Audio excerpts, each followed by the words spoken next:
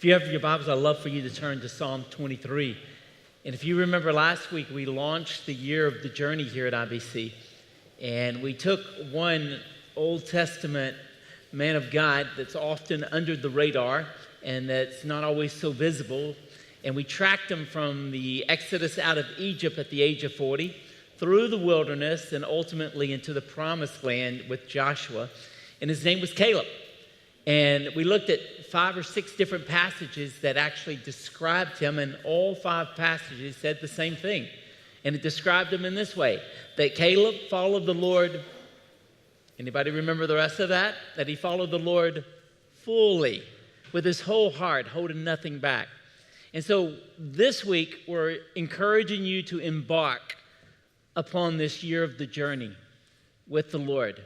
And we're going to start next week out of the book of Exodus, where we start with the nation of Israel in slavery and bondage and how God will deliver them and take them to the promised land over the next several months. And so as we see that, but before we start that journey, I thought it would be very wise for us to have what I would call a shepherd's guide.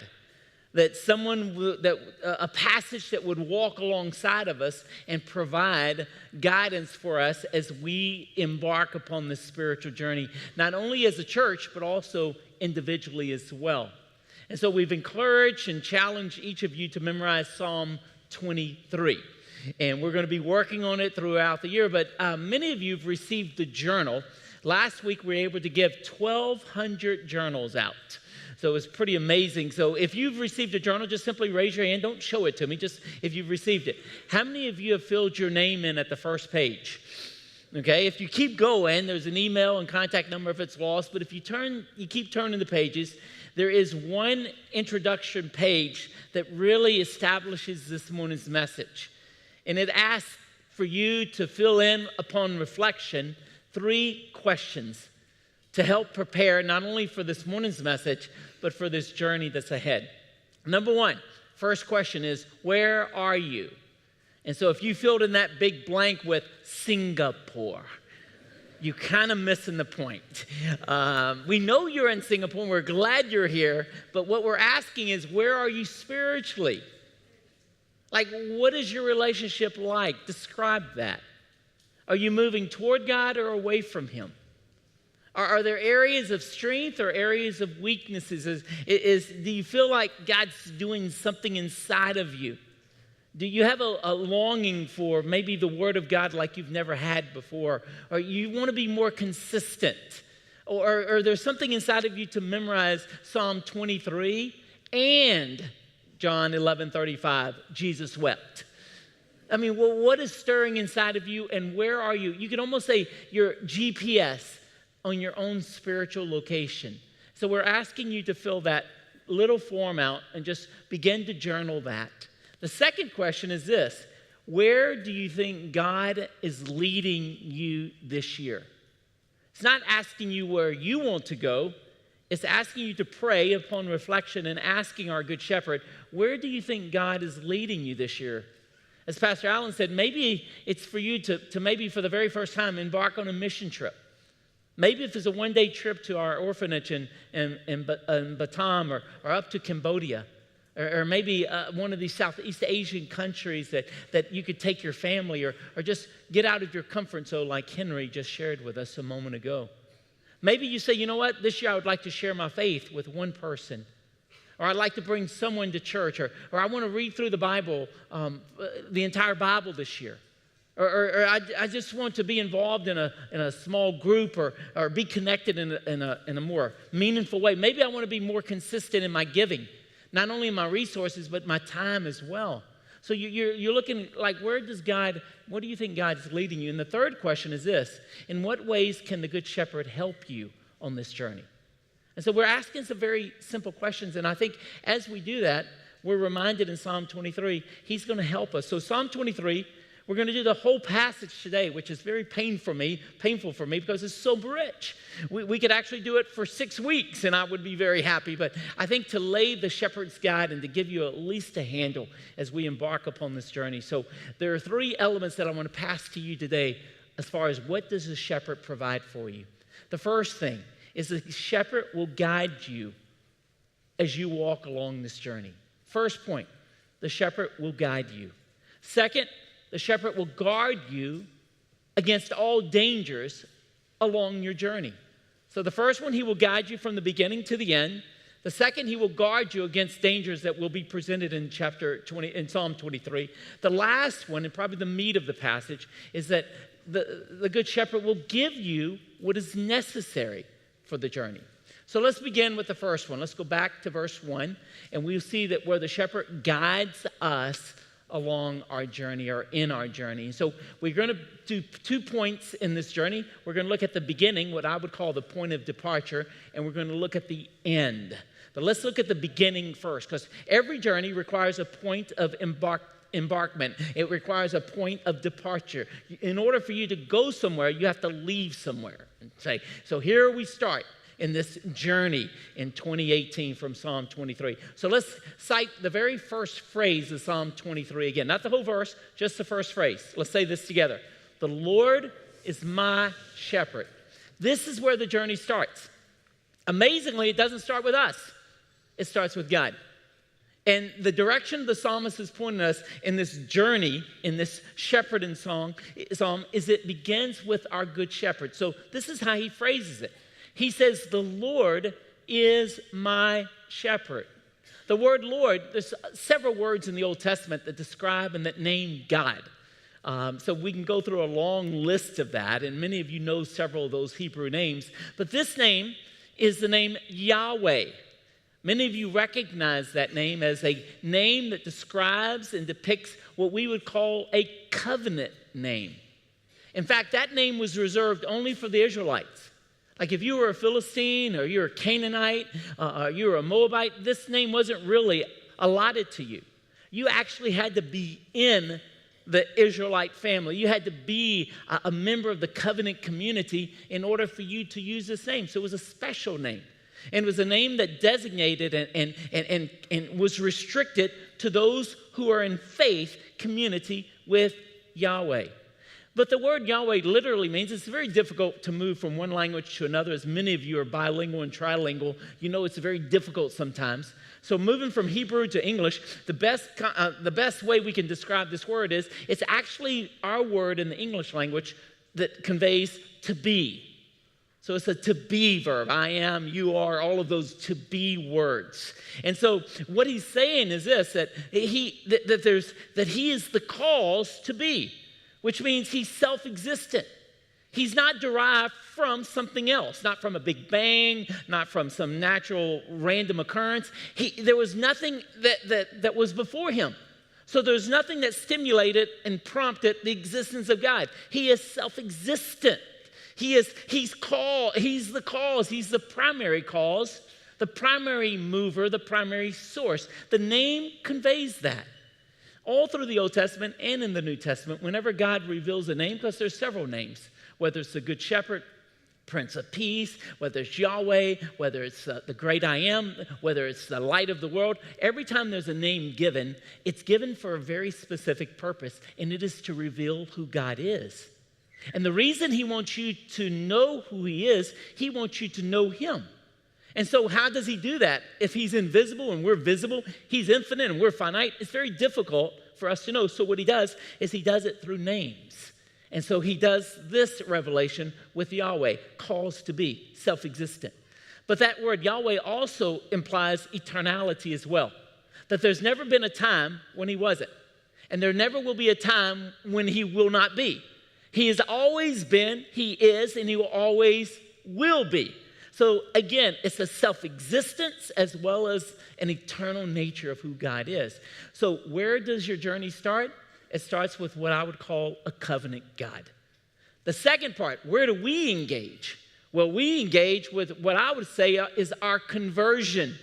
When we make a commitment, when we make a covenant, when we make a confession that now not only is he covenant God and he's available, now we make him our own. So again, the Lord is my shepherd. That changes everything. You can say, no, the pastor, the Lord may be your shepherd or the Lord is Israel's shepherd, but the question is he my shepherd? there were two hikers that were hiking through the Middle East section of the world, and as they came across a little boy that was a shepherd. In fact, he had a lot of responsibility for being so young, and so they were beginning a conversation and dialogue with him, and they were trying to communicate with him about Christianity. But he had no education.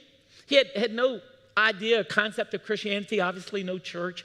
And so they were trying to do it in a simple way where the young man could understand. And so they came up with a plan that they used the left hand to help him learn 5 words that would convey this truth, that would take Psalm 23, the very first phrase of that, and they said, "The Lord is my shepherd." So they used the 5 fingers, and they were just conveying. And he understood what a shepherd was. He is one. So he understood how they protect, guide, feed, move along all of these things. And so they just kind of deposited that inside of him, really emphasizing that ring finger, which tradition says that is a nerve that goes directly to the heart. And this is why we wear rings when we're married on our left finger, our left hand on our ring finger, because again, it implies an outward expression of an inward covenant. All right? And so that's how they explained it to the young shepherd boy. The following year, they came back into the region and they were hiking, and they stopped at a little restaurant, little cafe. And there's a lady there who was attending to them. But when they walked into the cafe, on the wall there was a photo of the little boy, which caught their attention because they had just met the young man a year before. And they said, "Hey, where is he? Who is he?" And they said, "Well, he's a shepherd boy, but there was a tragedy last winter. As he was keeping the sheep, one of the sheep fell off the ledge, and he went after it, and he got stuck on the ledge. And it was a harsh winter storm, and before we could get to him, he froze to death." And so it was tragic. And these 2 hikers were saying, "But we knew him. We met him." They went, "Well, maybe you could help us out." The lady was saying, "We've all been confused because the way we found him, there was something interesting, and maybe you can give us insight." When they pulled him from the ledge, they found that his right hand had firmly grasped his ring finger on his left hand, and he was frozen to death in this posture, in this position. Could you tell us what that meant? It was very obvious to the hikers of that simple story that they shared, that the Lord is my shepherd. My question to you today is this: is the Lord your shepherd? Have you identified with him? Have you connected with him on a personal covenant and confession basis? Not with head knowledge, not with a cognitive ability to recite Psalm 23, but have you entered into a personal relationship with him? If you remember in the New Testament, there was a disciple by the name of Thomas, and he's often called the Doubting Thomas, but he spent 3 years with Jesus. But after the resurrection of Jesus Christ, he had a private appearance of Jesus where he got to see the nail scars in his hands. He got to see his side that had been pierced with a spear. And his words that came out of his mouth that really expressed a covenant heart were these words: "My Lord, my God." He made that transition from, instead of the Lord is a good shepherd, that the Lord is my shepherd. This is the same shepherd that left the 99 to go find the one. This is the same shepherd that gave his life for the life of his sheep. Same shepherd. So this shepherd knows you. This shepherd is intimately acquainted with you. When Jesus says, the sheep hear my voice and they know me and they follow me. My question, do you know the shepherd's voice? Can you say, "I know him"? Can you say, "He is my shepherd"? So it begins at conversion. Last week, some tremendous things happened in our ministry fair, but after one of the services, I had the privilege of talking to one of our precious sisters that is new here. And we began to share the gospel with her right here on the front seat. And as we began to share, I asked her, would you like to open your heart up to Christ? And right there, she prayed. She began her spiritual journey last week right here at IBC as she invited Jesus Christ into her heart, and she confessed, "Jesus as my shepherd." I went down to B2, and many of you were down in B2, and it was really loud and chaotic, right? And a lot of movement, a lot of excitement, a lot of energy. And there were a precious sister of ours in the choir says, "Pastor, I'd like to introduce you to 2 of my sisters. This is the first time they're here. They haven't been here before." And so we started chatting. Now, we're in the middle of B2, and there's a lot of noise going on. And so I gently began to share with them, what does it mean to have a personal relationship with Jesus Christ? What does it mean to have a shepherd? And right there, and I said, after the sharing with him, I said, would you like to wait and think about and pray about what we've shared? Or would you like to accept Jesus Christ as your shepherd today? And they went, no, today. We want to do that today. So in the middle of that car park, both of those sisters came to accept Jesus Christ. And now they can say, the Lord is my shepherd. Can you say that? That's where the journey begins. So now we're going to fast forward. We're not going to go sequentially through Psalm 23. We're going to fast forward to verse 6, the last verse. Then we're going to go to the last phrase. And so we're going to start on this journey at the beginning, and now we're going to move to the end. And at the end, we're going to look at the destination, and we're going to look at the duration. So what does the end look like? So I'm going to start the phrase, and I want you to help me finish it, all right? So here goes. I will dwell in the house of the Lord forever. Let's do that one more time. That was a warm-up, all right? So here we go again. I will dwell in the house of the Lord forever. So on the end of this journey, so we get a picture of the beginning with a covenant God, Yahweh, the self-existent eternal God. And where do we plug in on this journey? It's our conversion. When we can make the statement with clarity and with boldness, the Lord is my shepherd. Now, where does this journey take us? Go to the end of Psalm. He says, I will dwell. That means I will permanently abide. This is not a temporary pass provided by the Singapore government. This is not just the house that we live in here on this earth or our retirement plans. This world, we're just passing through. The word dwell means permanently reside. Eternally, it doesn't end. It goes on perpetually. And where is it? It says, I will dwell in the house of the Lord. So what's the house of the Lord? Remember King David. At his time, the temple had not been built yet. In fact, he's going to give instructions to his son to build the temple, and it will be the temple we know under Solomon. But during David's time, the temple was still a tabernacle, which means it was made of temporary materials, which means it wasn't permanent. And so when he says, I will dwell in the house of the Lord forever, obviously it's not talking about the tabernacle or even Solomon's temple. It's talking about the presence of God on a permanent basis. It's talking about a place in heaven. It's talking about the holy residence. It's talking about our eternal home. And he says, I will dwell in the house of the Lord forever. So now we have the destination. Now we get the duration. So it says, I will dwell in the house of the Lord for how long? Now, I'm going to do one of my favorite things to do, but it is also kind of challenging for me. I'm going to ask you to define a word. What does it mean when it says forever? Now, the 9:15 was a lot more vocal than the 11:15. So what does it mean forever? I love it when people define the word with the word. You know how you can provoke me really quickly when I say, what does forever mean? And you say forever. Okay, let's use another word perhaps. Endless, right?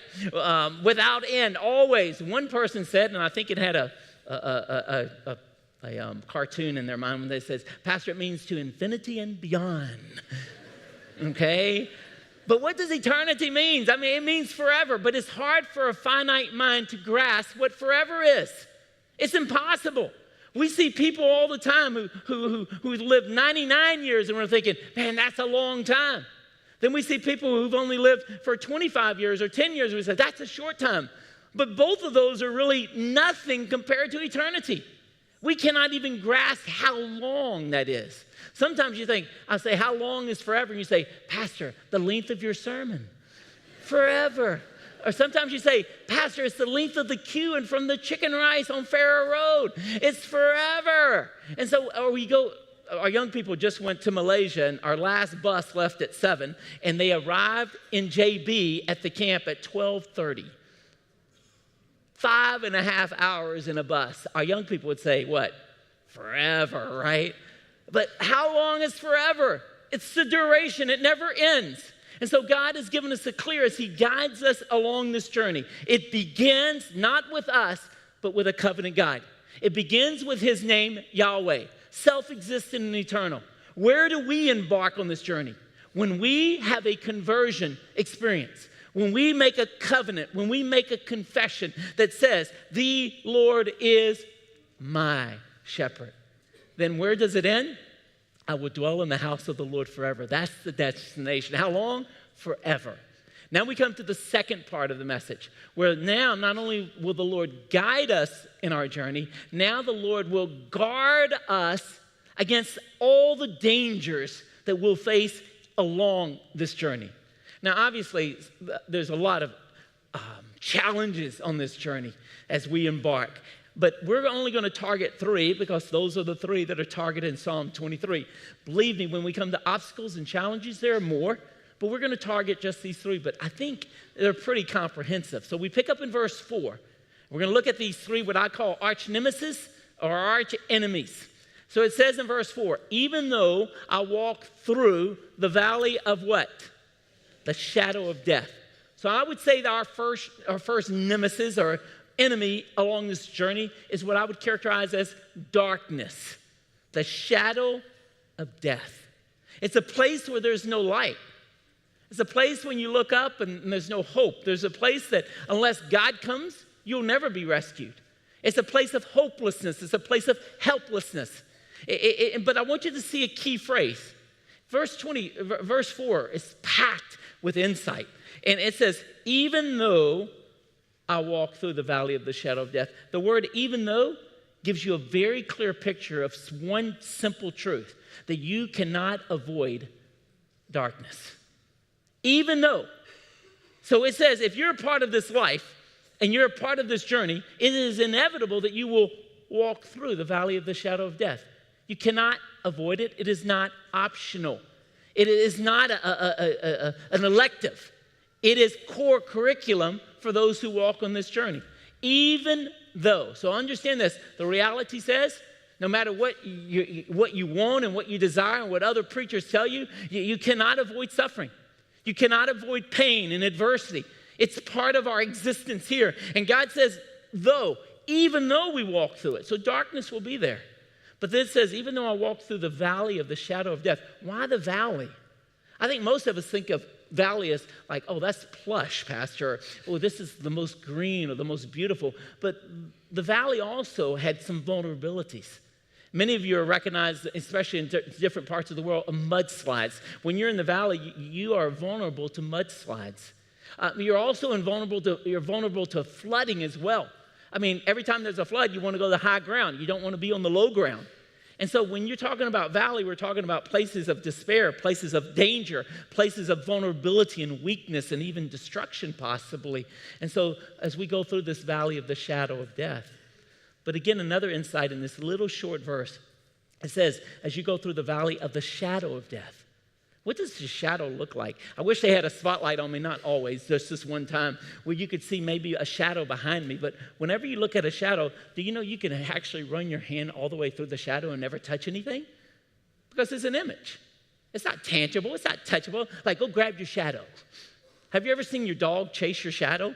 I mean, or even sometimes our little ones were like, they were following their shadow. But you can't grab it. You can't touch it. It's a shadow. It's an image. And it can't do you any damage. It's because it's just there. It's an image. It can't touch you. You may not know this, but what part of the world casts the greatest and the longest shadow? Interesting.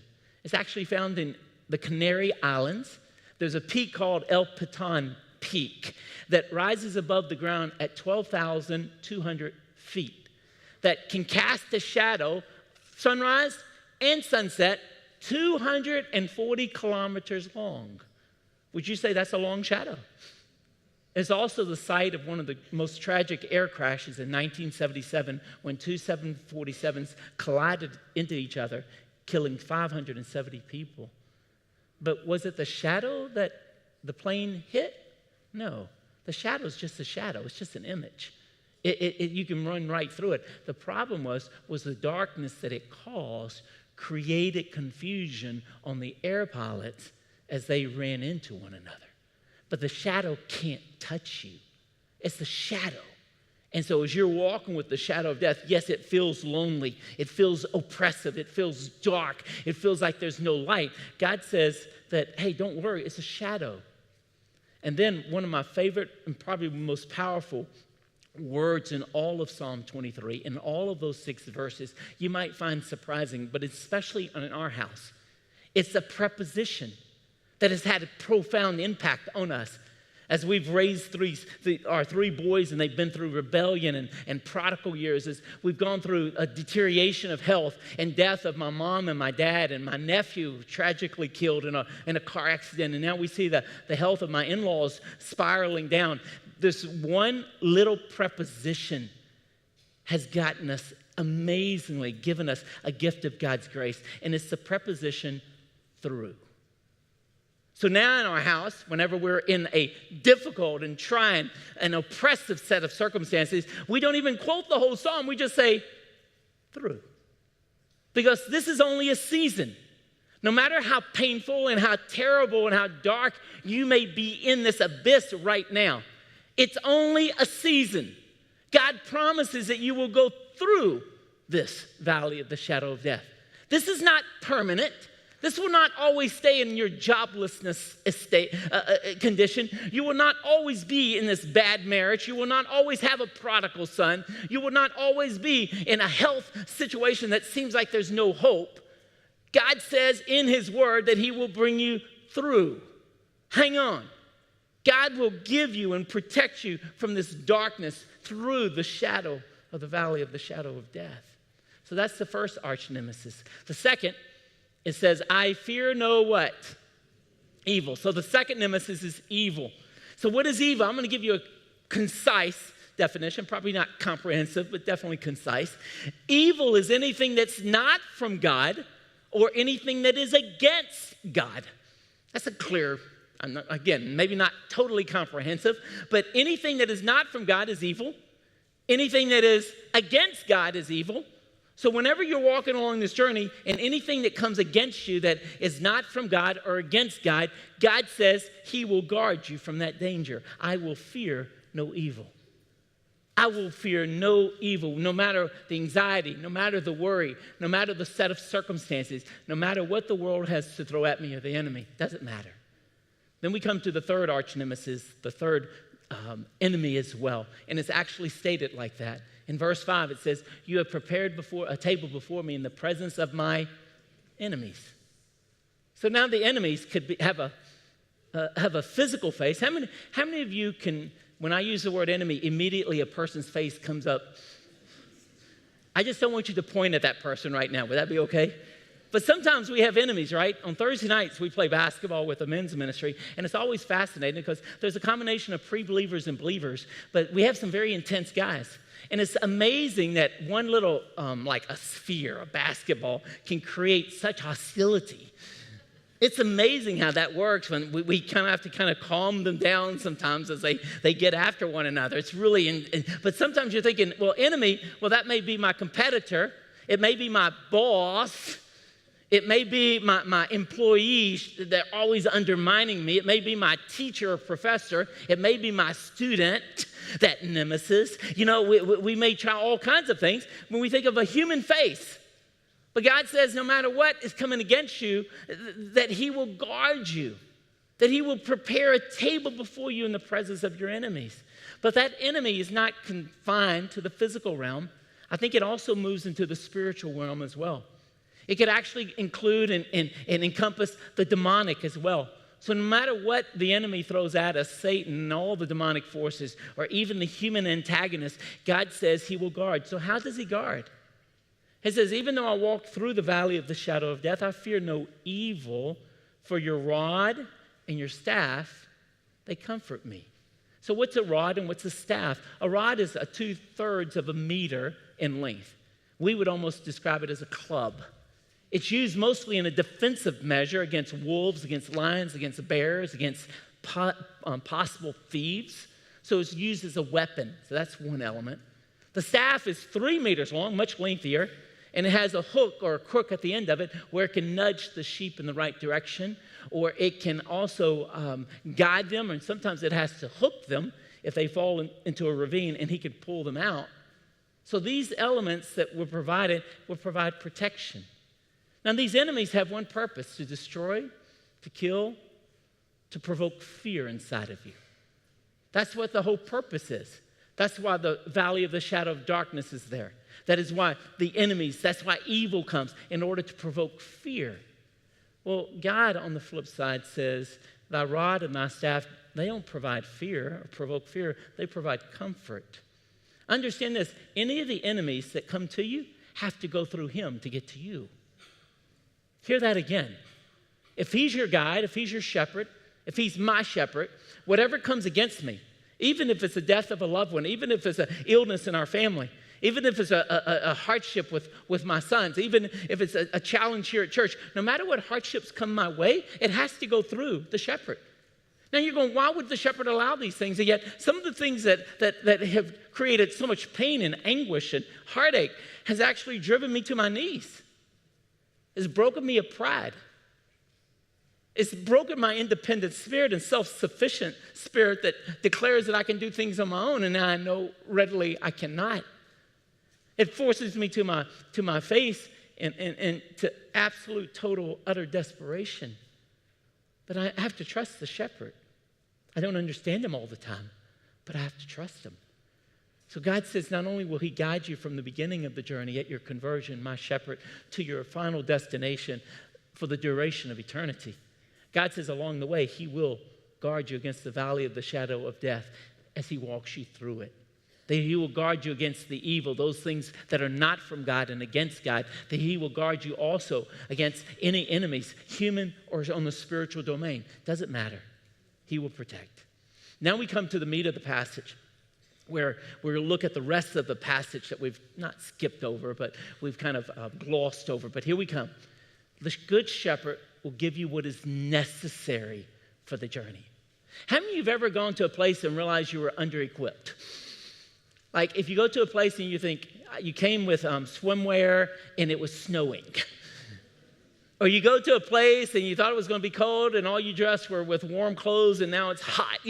Or you come to a place and you forgot the money exchange and you have no local currency. You need to go equipped. And so God's going to give you things to equip you along your journey. And so, but I want you to, before we get into the details of that, there will be 5 or 6 of them. I want you to go back to verse 1, and we start with the first phrase, the Lord is my shepherd. But what is the second phrase? The Lord is my shepherd, I shall not want. That one phrase actually summarizes verses 2 through 6. It's giving you a synopsis. It's giving you an overview. It's almost like the table of contents for the rest of the book. It gives you a clear picture that no matter what the need is, God will provide. That you'll never be lacking, that you'll never be wanting, that you'll never have to top up. One of our members is teaching their 2-year-old the psalm, and he said, he keeps saying the wrong thing. He says, the Lord is my shepherd, I shall not want. Okay? But he said, and this came right after the first service, he says, well, my son keeps saying this, the Lord is my shepherd, I shall not take. I'm going, you know what? That may have a little bit of truth on that. Because if you have everything you need, there's no reason to take, right? So God is saying that little simple passage is giving you that little synopsis that no matter what your need is, God is more than enough. Now we have to understand who's writing this. This is David. He was also a shepherd. As a shepherd boy, he had to fight lions. He had to fight bears. He had to fight thieves. He had to fight wolves. And he did so. And he declared that to King Saul. Then when he got into his first battle, when he shifted from shepherding to warrior status, and he got into a battle with a little guy named Goliath. Anybody remember that guy? And he got into this battle, and what did he go into battle with? He says, he brings 5 stones and a slingshot, and yet this is what he says, the battle belongs to the Lord. God was more than enough. When he lost his best friend, Jonathan, God is more than enough. He's his comforter. He's his consoler. When he went into, Saul went after him with a spear and tried to stick him against the wall, and he fled. And Saul chased him not only through the country, but out of the country. And God was more than enough. I shall not want. When Absalom, his own son, usurped his authority and overthrew him, and there was a mutinous action there. And yet God brought justice and also victory. I'm telling you, David can say, the Lord is my shepherd, I shall not want. No matter what situation you're in. David's not talking theory here. He's not delivering and conveying concepts. This is his life. He's lived this. This is his experience. This is in his flesh and his bone and his heart and his blood and his sweat. This is in his tears. This is in his soul. This is a part of him. And he's lived it, and now he gets to convey to us these truths. So my question to you again is, the Lord your shepherd. Can you say, the Lord is my shepherd? So he guides. So let's see what he provides for us. There's several things. The first one is found in verse 2. It says he makes you lie down in what? Green pastures, and he leads you besides still or quiet waters. So to me, this very clear verse in verse 2 tells us that God gives us what is necessary. What's the first one? Divine provisions. In the 10th century BC, where this was 1,000 years before Christ, in an agricultural environment, if you had sheep, they had two basic needs: pasture or food, and water. That's it. So basically, this little passage says God gives you everything you need. So first one, green pastures, obviously that fertile soil. But you know, when I went to Israel, I was greatly disappointed. I didn't know if I just didn't look at the pictures, I didn't do the Google Maps, I didn't study enough. But in my mind, when I thought of green pastures of Psalm 23, I thought of Ireland or Scotland with these plush, these meter, 2 meter full of grass where the sheep can just roll in it. And just, it's like a Chinese buffet, But when I got there and we were standing on one slope looking out, and they said, that's Bethlehem over here, and that's where David raised his sheep. And I went, oh my, it was barren. I'm going, what's going on? They said, and there was just patches of grass, like here and there. And so now all of a sudden, shepherding got more difficult to me. You had to move your flock around each step along the way. So green pastures was not so readily available. And so when he says he makes you lie down in green pastures, it means God will guide you to where the food is. But you have to understand something about sheep. Sheep will not lie down if they're afraid, if they're irritated, if they're being tormented by parasites, or if they feel threatened in any way. Only when they lay down is when they feel secure, and then they can eat. It's amazing, isn't it? And I always want to make sure, I want you to see the wording. It's very critical. It says he makes you lie down in green pasture. Why would it say the shepherd makes us? Because they're sheep. Sheep aren't so smart. They need to eat. Guess what? They don't eat. Why? Because they're afraid, because they're irritated. And so the shepherd's got to create an atmosphere in order that they're calm. Now, by the way, any of you raise sheep, just real quickly? Anybody here? Okay. Is there any such thing as sheep tuition? Can you sign your sheep up for tuition? To teach them to sit, to roll over, to shake your hand. You know what? Good luck with that. Because sheep are stupid, right? Even God tells us that. But what does he compare us to? I'm sorry, what does he compare us to? Don't take that personally. But it is true, is it not? We think we're so smart, but yet we keep doing the same thing. We keep making mistakes. We keep sinning. Whatever it is, we damage ourselves. And so God compares us to sheep. So he needs to help not only physical sheep, he needs to help these sheep. And so what he does is this. He makes you lie down. Let me tell you why. How many of you are already calculating what you're going to eat for lunch today? Like you're saying, man, Pastor, when he gets through, I'm going out this door because this door's not so crowded. And you've got all these plans and you're already calculating. You're already putting it together. You know why? Because you're mobile, agile, right? And so you're ready to move. When's the last time you just sat down? So sometimes God is saying, in order for you to sit down, sometimes I have to make you sit down. And how does he do that for us mobile, all the fragile, all these things moving along? How does he do that? Well, sometimes he has to allow circumstances to put you in what I would call a horizontal position. I visit you in the hospitals, right? And every time I visit any of you in the hospital, I always say the same thing. I said, God has a word for you. And I say Psalm 23, and they start smiling. The Lord is my shepherd, I shall not want. And I said, no, verse 2. He makes you lie down in green pastures. Because there are certain things that God can teach you when you're in a horizontal position that he can't teach you when you're in a vertical, mobile, agile position. And many of us are really good at this and very poor at this. And so God is saying you have a choice. Either he can make you lie down in green pastures and you can feed on God's truth and God's word, or you can voluntarily do it on your own. So maybe you can say, hey, pastor, can you preach another hour? We'd love to stay and feed on the sheep. But, this is the food. But you know what? We got places to go and people to see, right? It's Chinese New Year coming. We got things to get ready. And yet God is telling us he makes you lie down in green pastures. Secondly, he leads you beside quiet waters. Interesting phrase there too. He leads means he doesn't push, he doesn't shove, he doesn't manipulate, he doesn't coerce, he leads. In that time period, the shepherds led from the front and the sheep followed them. So he's the one out front leading. And he leads you beside quiet waters. Why quiet waters? Sheep, no matter how thirsty and parched they are, they will never drink from water that is rushing, even if it's causing them death.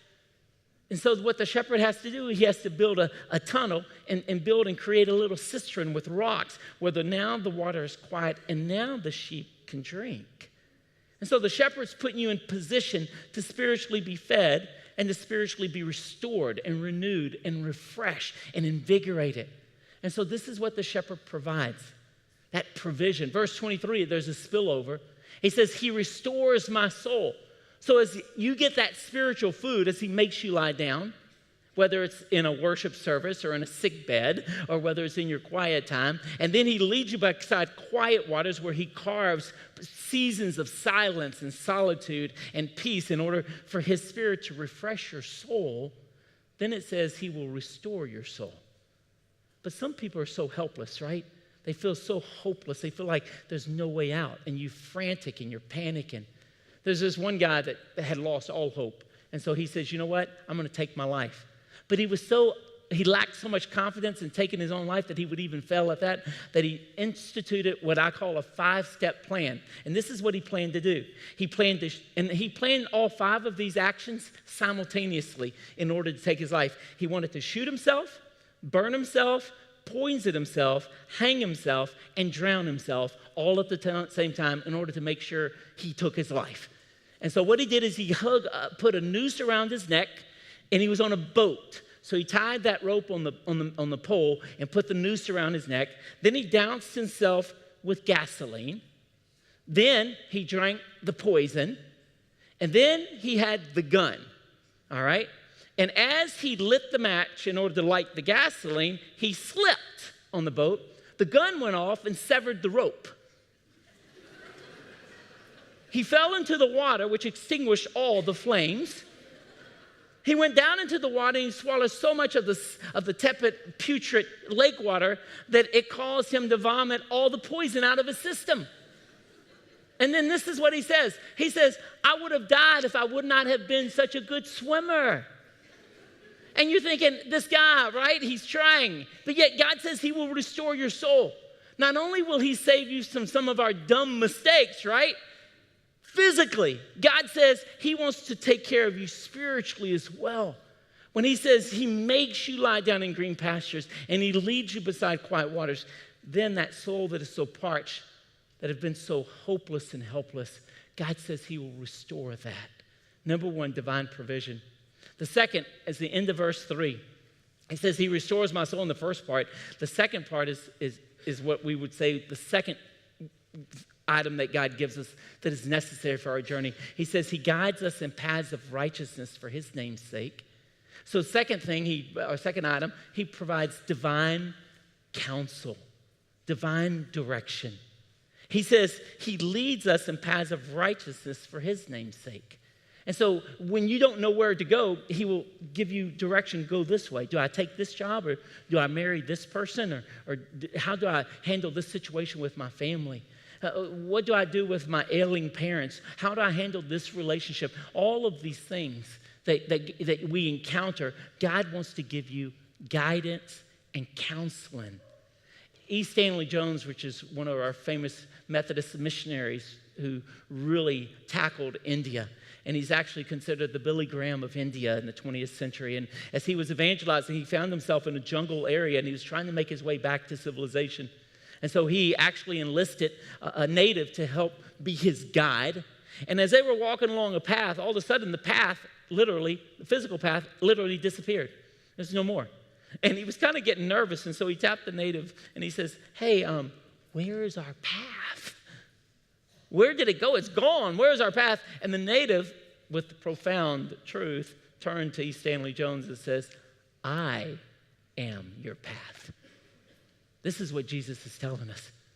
As a good shepherd, it may look like the path is gone, like you're totally confused. Which way do you go? Do you go left? Do you go right? Do you go straight ahead? Do you take this position? Do you enroll in this school? Do you enter into this relationship? How do you respond to this? And you don't know what to do. And the path is gone, except you have the good shepherd, who is your path. Now, before they developed the compasses, you know that ships and the captains had to navigate their ways through a couple things. One, usually by landmarks or along the coastline. They were also able to navigate through the stars and the alignment of the stars, but sometimes it was cloudy, right? But the compass enabled you to go into waters that you've never been into and never entered. And even with cloudy skies and no landmarks and no external indicators, could still direct your path. Well, Jesus is telling us as a good shepherd, he is our compass. He will direct. We're dealing with several university students right now, and one we chatted on the phone this past month. She's overseas, and she's just confused. She said, Pastor, I don't know what to do with this, with my schooling. I don't know what to do with my friends, and I don't know what to do with my family. And it was just all confused. She said, how do I know the direction? How do I know which way to go? What direction? And I'm telling you, Jesus says very clearly, he is our compass. He will direct your path. He will give you direction or a nudge to go in this way. He will shut this door. He will turn your direction another way. But God says he is your divine guidance. Then we come to verse 4. And God tells us the next thing that God provides is not only divine guidance, but also divine presence. It says, even though I walk through the valley of the shadow of death, I fear no evil because what? You are with me. You know, there's nothing that substitutes presence. You know that? For those who have families that are separated from the other world, it's hard for us to be pulled away, especially when we're going through tragedy and difficult times. This last visit that we've had in the States, my wife was able, with her dad's dwindling health and all the things that are going on, she described one scene where she just, in the middle, it was in the morning, her mom was just sharing, and obviously grieving heart, and she just said, I reached over and I touched her hand, just held her hand. There's something that's irreplaceable when it comes to presence. I remember holding my mom's hand on the last, few hours of her life. There's something about presence, right? It says that it's irreplaceable, and yet God promises us that his presence is there, that you're never alone. Some of you feel all by yourself right now. You feel like no one understands. You feel even some of you are in a crowded family, in a loud family, in a chaotic family, and yet all the people around you still feel isolated. And God says his presence will never leave you, will never forsake you. God will give you what you need. He'll give you the companion of the soul. He will walk with you. He will hold your hand. He will hold your heart. He will hold you. Divine presence. Then we come to the next one, divine power. We already see thy rod, thy staff, they comfort. So we see in the battle, we're guarded from the enemies. But verse 5 kind of elaborates and moves the process a little bit further beyond the battle. It says, you prepare before me a table in the presence of my enemies. You prepare a table before me in the presence of my enemy. What does that table mean? It means a table of victory. The battle's been fought. The battle's been won. Now the spread is out. And you have prepared. In fact, it's a very personal table. It says, you prepared this table, this feast, before me. Literally means before my face. So it's right, you can touch it. But it's also public. It says, before the presence of my enemies. So not only is it personal, it's public. It's personal to you to encourage you that you're victorious. It's public. It's on public display. So all those people who have antagonized you, those people who have ridiculed you and mocked you for your Christianity will only be spectators at that meal. They will not be participants. If you fast forward to Revelation chapter 19, at the second coming, it says all the church will be gathered in what is called the marriage supper of the Lamb. The spread will be out. I mean, there will be chili crab. There'll be chicken rice. There would be all the good stuff, right? Noodles, there would be porridge, there would be all kinds of things that would be laid out, and it's going to be in abundance. In fact, if you go down a few phrases, it says, my cup overflows, which means that cup is not only to the brim, but it's over the brim. Not only is it more than enough, not only is it abundant, it's redundant. It just keeps supplying. You'll never run out. God says this power is available for you. The next one that God provides after that divine power is he provides divine partners. We pick up in verse 5. The first one is kind of hidden, it's coded a little bit. The second two are found in verse 6. So let's look at the first one that's coded a little bit. It says, you have anointed my head with oil. Well, most of you understand that oil is very symbolic of the Old Testament, of the Spirit of God. When you anoint priests or you anoint the king. But on a practical basis, that oil was often covering parts of the eye in order to keep the mosquitoes and the flies and the insects out of the sheep's vision and also nesting. And so if you know anything about those animals, it can drive an animal crazy if that fly, that insect gets in. So in order to keep the right mind of the sheep, the oil was applied. I think the Holy Spirit provides us the same, right? Any of you feel like you're ever going crazy? That these insects and these parasites and these irritants are constantly nagging at you? That it constantly distracts you, that pulls you away? And the Holy Spirit is there to anoint our head with oil, to cover us, to protect us, to cover our mind. In the New Testament, the same Holy Spirit is there to guide you in the ways of truth, to remind you of the things that Jesus taught you, to instruct you, to convict you, to walk alongside of you, that he can be your permanent comforter. First partner. Second partner is found in the next two partners found in verse 6. It says, surely goodness, and some of your translations says mercy. In the New American Standard, it says love and kindness will follow you all the days of your life. Those are partners. Those are companions. So what's goodness? Anything that is good, anything that is beautiful, that brings favor, that is right. So that will be one of your companions. The other companion is the word loving kindness and mercy. It's a very difficult word in the original to translate. It's spoken in this way, hesed, it's translated in the Old Testament as loving kindness, mercy, compassion, faithfulness, a whole wide range. So in English, it's very confusing. But there is one thread that connects all of those words together. It is a covenant word. It's a relational term. It says that he will never abandon you. That whenever his companionship of loving kindness and faithfulness and compassion will walk alongside of you, it means you will never walk alone. You will never be by yourself. That God will be with you. So on this journey, even if you're the only one in the family that chooses to embark it, you are not alone. You have the Holy Spirit walking inside of you as a believer. You have goodness and mercy and loving kindness as your arm guards and is walking alongside of you. God says, this is the journey that I want you to take. As we close here today, I was reminded of a gathering. It wasn't at a church, but it had a Christian influence. And the whole group of people decided it would be a great time to recite Psalm 23. So if you're a small group leader, wouldn't that be a great thing to start practicing, right? Every time you get into any group, men's ministry, women's ministry, cite Psalm 23. But in this particular gathering, they elected or nominated two people to recite. The first was a well-known actor. And so when he recited Psalm 23, his diction was absolutely perfect. It was almost a work of art. The tone and intonation that he used was like a soft ringing bell that just gravitated your heart. It was a very moving masterpiece of just verbalizing and articulating Psalm 23. In fact, when he got to the end, there was a deafening applause. I mean, people just were moved. They had to clap. Well, the other person that they had kind of nominated was a little bit different. He was an elderly gentleman, wasn't well trained, and did not have much education. His enunciation was not clear, and it was not so articulate and free flow. But as he began to quote Psalm 23, you could see something that began to emerge, that this psalm had taken hold of this man's heart, that it was real, that it was a part of him. It was in his DNA. It was in his system. And as he closed up and he said, you have prepared before me a table before me in the presence of my enemies. He says, you have anointed my head with oil and my cup overflows. He says, surely goodness and mercy will follow me all the days of my life, and I will dwell in the house of the Lord forever. And as he was closing that citation, tears were not only running down his eyes, but tears were in his voice as well.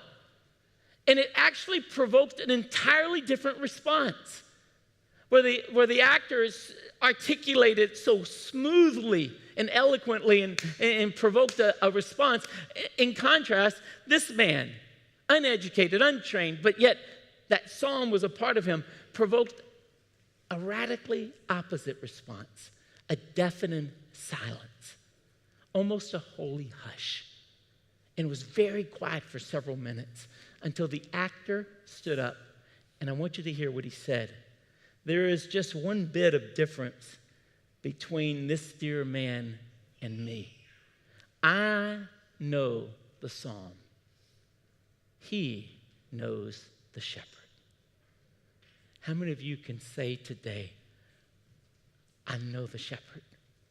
The purpose today is not just to recite Psalm 23, Psalm 23, Psalm 23, and recite it over and over and over again. There's actually a different purpose. Can you say with that little boy, the Lord is my shepherd? That's where it starts. If you're here today and you've never actually confessed and opened your heart and align with the shepherd, he's willing. It's a gift. He offers it to you. And he's just asking for you to now identify with him. And he will give you everything you need. He will guard you from those dangers of the valley of the shadow of death, darkness, against evil, against enemies. He will also give you that divine provision, green pastures, still waters. He will restore your soul. He will give you that divine presence and that divine guidance, that he will direct your path, and he will lead you in paths of righteousness for his name's sake. He will give you the divine power with the rod and the staff, and he will establish a table before you in the presence of your enemies. He will give you divine partners as well. So what we're going to do is I'm going to cite the verse, Psalm 23. And I'm going to ask you just to maybe grab one phrase that has touched your heart this morning. Just one. There's a lot of phrases, obviously. But I want you to hang on to that one phrase. And I want you to meditate on that, and I want you to ask God to make that a part of who you are. That when you walk out of here, you will walk out with that phrase being a part of your spiritual fabric, being a part of your spiritual foundation, being a part of your spiritual resources as you embark on this journey. What phrase grabbed your heart the most? Is it, even though I walk through the valley? Is that what's grabbing your heart? Perhaps you're in dire need of counsel and wisdom and direction. Maybe he leads me in paths of righteousness for his name's sake. Perhaps it's just you're so parched, you're so spiritually thirsty. He makes me lie down in green pastures. He leads me beside quiet waters. Perhaps you got an enemy that's overcoming you and you say, I fear no evil. Perhaps it's thy rod and thy staff, they comfort me. Perhaps you have prepared a table before me in the presence of my enemies. Perhaps you feel empty and you just are gravitating, my cup overflows. Perhaps you feel like you need a fresh anointing and you have, maybe that phrase, you have anointed my head with oil. Perhaps you feel isolated and alone. Maybe it's surely goodness and mercy and loving kindness will follow me all the days of my life. Perhaps it's like, I'm so locked in on this world, I need to look elsewhere. And maybe that phrase, I will dwell in the house of the Lord forever. We're going to do something different than I did not do in the 9:15 service. One of our brothers, Steve Zielinski, many of you know him as a bass player. He says, Pastor, you just want to think about this and see if you want to do this in the next service. I said, let me pray about this. And I think I do. And he learned one of the tools in his teaching over this past week is he calls verbal highlighting. And some of you are familiar with that phrase. And so what we're going to do is I cite these verses. If that phrase resonates with you, I want you to say that phrase out loud. Okay? So we're going to say it 2 times. First, just to get it in your head, in your heart. And then I'm going to cite it again. But the second citation, whatever phrase that has grabbed your heart today, I'm going to ask that you cite that verbally out loud. Is that clear? A little tough. You have to pick a phrase, first of all, and then I'm going to say it slow enough that I'm going to ask you to come and join with me as you not only verbally, but I would say spiritually highlight what God has given to you. So let's prepare our hearts. And usually I don't ask you to do this, but I'm actually asking you to close your eyes and bow your head. And the reason for that is I really want you to not have any distractions. I know God's word wants to touch your heart today. And so I'm going to cite all 6 verses, and then I'm going to take a pause, and then I'm going to start again. In the second citation, I'm going to ask that you just cite the phrase verbally that has touched your heart the most. The Lord is my shepherd, I shall not want. He makes me lie down in green pastures. He leads me beside quiet waters. He restores my soul. He guides me in paths of righteousness for his name's sake. Even though I walk through the valley of the shadow of death, I fear no evil. For your rod, your staff, they comfort me. You have prepared a table before me in the presence of my enemies. You have anointed my head with oil. My cup overflows. Surely goodness and loving kindness will follow me all the days of my life, and I will dwell in the house of the Lord forever.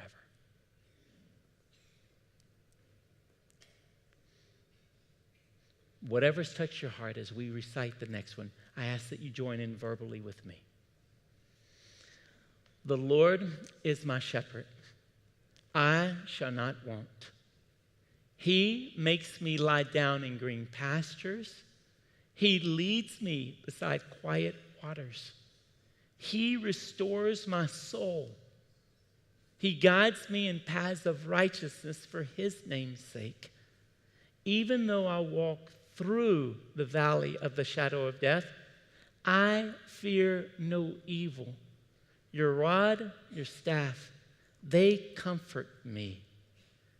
You prepare a table before me in the presence of my enemies. You have anointed my head with oil. My cup overflows. Surely goodness and loving kindness will follow me all the days of my life. I will dwell in the house of the Lord forever. I'm going to ask Edwin to come, and as we close this morning, I want to encourage you that if God's Spirit has spoken to your heart today, we're here at the front, and there's counselors available, and our deacons and our elders who would be glad to chat with you. But I want everybody here to know that whenever you walk out of here, my prayer is that a part of Psalm 23 will walk out with you. I'm going to ask Edwin if you would close us in a time of prayer.